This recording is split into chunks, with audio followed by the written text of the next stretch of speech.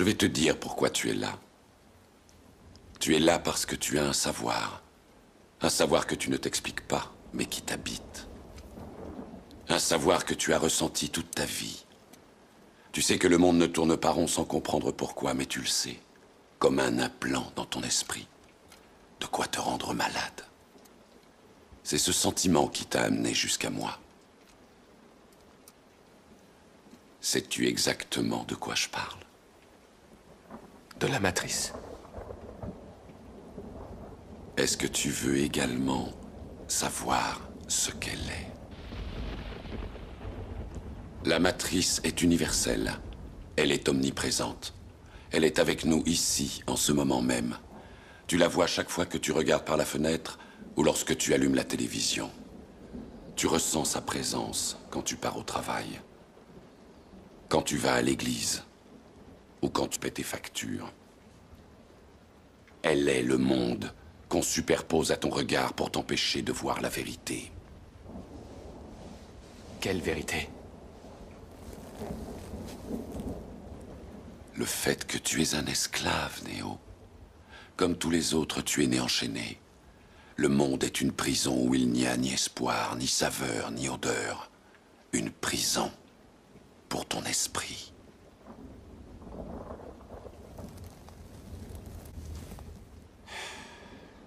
Et il faut que tu saches que malheureusement, si tu veux découvrir ce qu'est la matrice, tu devras l'explorer toi-même.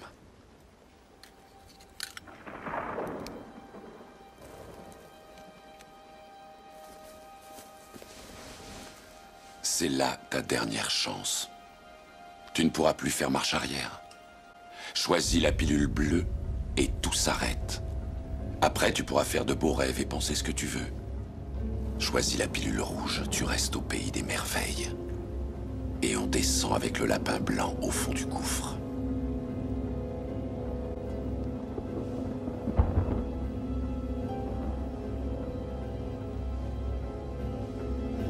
N'oublie pas, je ne t'offre que la vérité, rien de plus.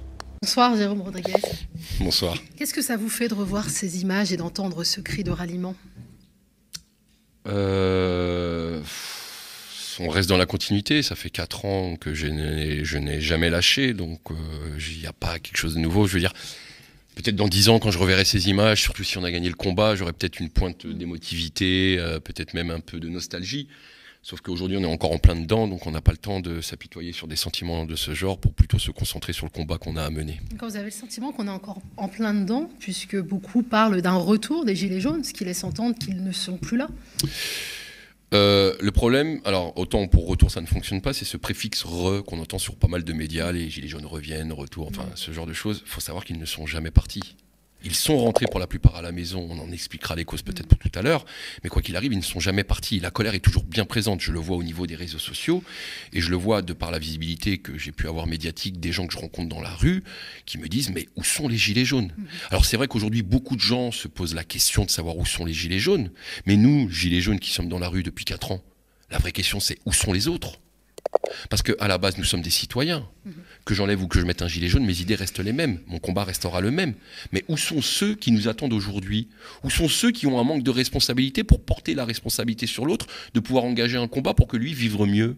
Alors qu'aujourd'hui, on est tous assujettis au même problème. Quelle que soit la couleur, quel que soit l'âge, quel que soit le sexe que l'on est, on est tous assujettis au même problème. C'est-à-dire que s'il y a bien quelque chose qui n'est pas raciste aujourd'hui, c'est quand même ceux qui viennent chercher l'argent. Il n'y a pas de couleur, il n'y a pas d'odeur. Et quoi qu'il arrive, aujourd'hui, l'argent, ils viennent le chercher dans toutes les poches. Et ils font pas de différence.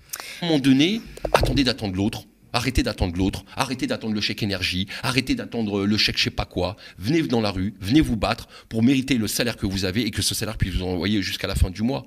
C'est ça, on attend tout de l'autre, on attend tout de l'État, sans comprendre qu'aujourd'hui, on n'a plus rien et qu'il faut se battre pour l'avoir. Il y a quand même eu des mobilisations et des manifestations qu'on a couvert, nous, ici, d'ailleurs, aux médias. On a même reçu des syndicats donc, du secteur de la raffinerie, mais également des transports, puisqu'il y a eu de manifestations la semaine dernière, il y a déjà 2 semaines.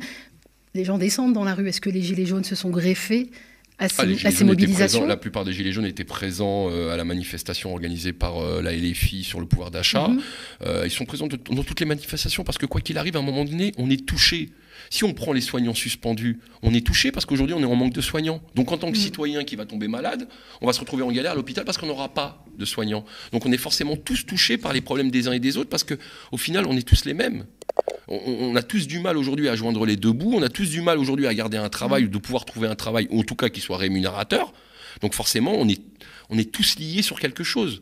Donc, il est important peut-être de venir apporter du soutien à des soignants, à des raffineurs, à des gens qui nous conduisent le métro, parce qu'eux aussi nous soutiennent et nous soutenent quand on est descendu dans la rue.